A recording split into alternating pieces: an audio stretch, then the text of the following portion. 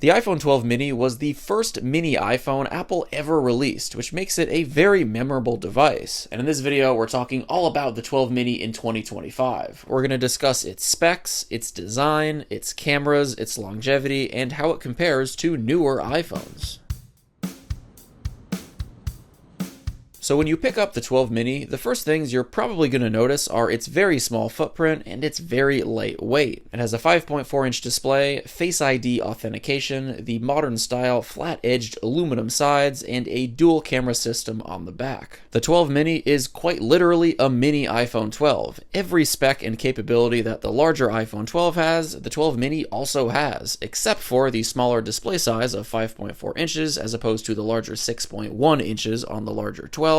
And also the 12 mini's smaller battery capacity of 2200 milliamp hours as opposed to the larger 12's 2800 milliamp hours. But everything else is exactly the same, from the display tech to the A14 chip to the camera system. The 12 mini has an OLED 60Hz panel with a peak brightness of 625 nits in typical situations and up to 1200 nits when viewing HDR content. And while this display certainly isn't the brightest by today's standards, with newer iPhones like the 16 being able to get all the way up to 2000 nits when outdoors in direct sunlight, it's a very solid OLED display otherwise. Having the still current style of iPhone design in such a small package is really nice, as you get a phone with great one-handed usability that's extremely lightweight, while still having an edge-to-edge OLED screen that's even larger than the iPhone SE 3rd Gen's 4.7-inch display, while remaining physically smaller in footprint size as a result of the significantly shrunken bezels, which makes this format of iPhone pretty much the dream setup for anyone wanting a compact iPhone in 2025. And as someone who frequently records voice notes when brainstorming and making to-do lists throughout a typical day, I've been loving the ViAM Rec.Dot AI recording wireless earbuds who sponsored today's video. With the Rec.Dot earbuds, you can instantly start a flash recording with a press and hold of the stem of either earbud or with a press and hold of the red button on the Rec.Dot's charging case. This is perfect for quickly getting an idea out, recording face-to-face meetings, and even recording phone calls. You're then able to generate both a transcript and a summary of your recording in the ViAM app. The Rec.Dot earbuds and the ViAM app also feature real-time transcription with smart formatting, and real-time translation between languages as you record, which is incredibly useful for conducting international business. In addition to the ability to generate summaries, you're also able to generate to-do lists of actionable items from meetings and conversations. In addition to all these great productivity features, the Rec.Dot earbuds are also just rock-solid wireless earbuds with powerful bass and clear and clean high to mid frequency sound. They also feature great noise cancellation, which I'm a big fan of, as I spend a lot of time working in loud coffee shops. Click on the link in the video description down below to check out the ViAM Rec.Dot AI recording wireless earbuds, and big thanks to ViAM for sponsoring this video.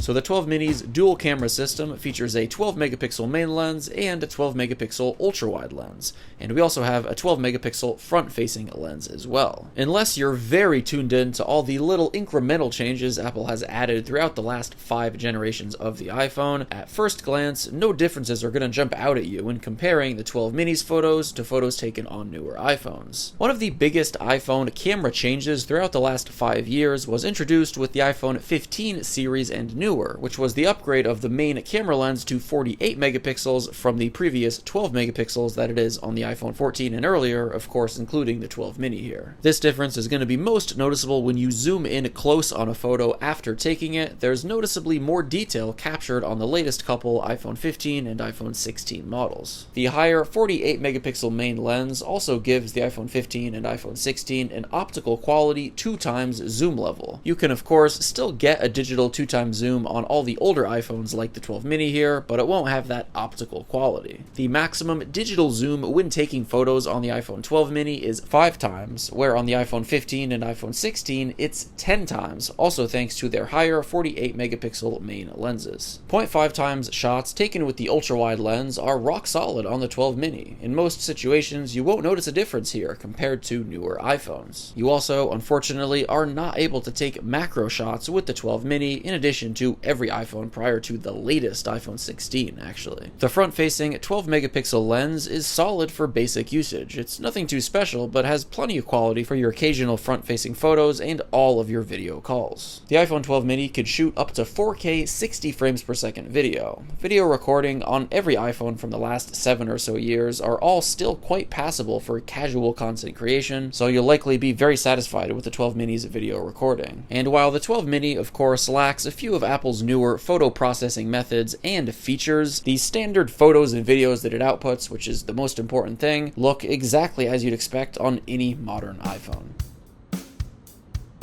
As I briefly mentioned earlier, the 12 mini is powered by the A14 chip with 4 gigs of RAM. It runs quite well on iOS 18 and will be receiving Apple's upcoming iOS 26 update, which is dropping this fall. Apple has supported the last several generations of older iPhones for either 6 or 7 total years of major iOS updates. Taking this into consideration, assuming the 12 mini will get 7 total years of major iOS updates, the 12 mini will likely get 2 more years of major iOS updates, so iOS 26 this year, and then iOS 27 next year, most likely. It's possible that iOS 26 might be the last major iOS update the 12 mini gets, but due to recent trends, 7 years of support is most likely, so it'll probably also get iOS 27 next year. This being said though, it's definitely worth pointing out that even after Apple drops major iOS update support on an iPhone, they continue to provide essential security updates to the final major iOS version the iPhone is left on. The 10-year-old iPhone 6s is a perfect example of this, it just having got a security update back in March on iOS 15. So iPhones remain quite usable and secure for years after they get cut for major iOS updates.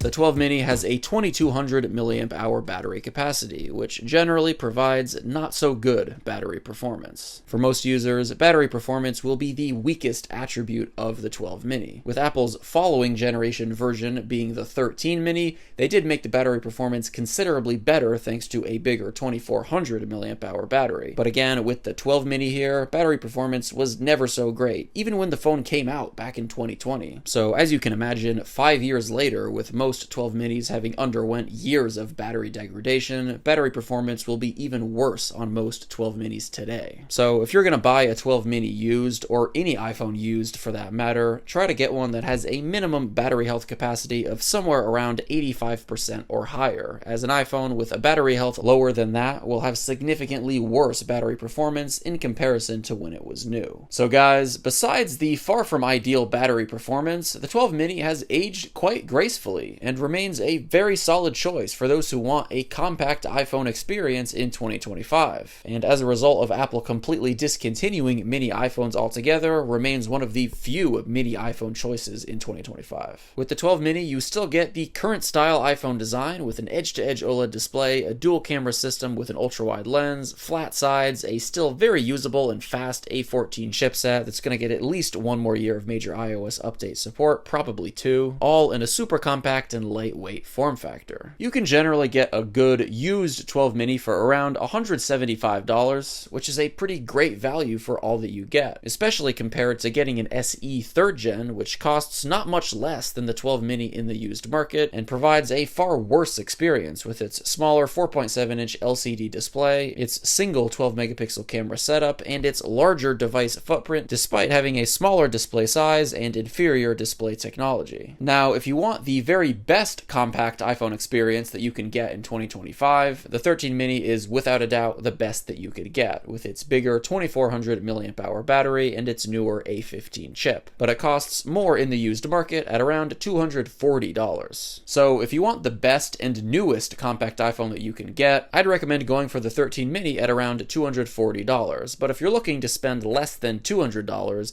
the 12 mini at around $175 is a solid buy as well. The iPhone 12 mini and the iPhone 13 mini that was released the following year are the only mini iPhones that have ever existed, and unfortunately are likely the only mini iPhones that we're going to get for the foreseeable future, as Apple has completely discontinued mini iPhones with the iPhone 14 series and newer. Even though there is a very dedicated group of people that love compact and small iPhones, the vast majority of people prefer larger phones nowadays, as the market shows. But this being said, the 12 mini here is still chugging along just fine here in 2025. It has a good few more years of major iOS update support in its future. It's got a solid camera, a solid display, and a solid chipset. Let me know your thoughts on the 12 mini and mini iPhones in general in the comments down below. Thank you all so much for watching, and of course, as always, I'll catch you in the next one.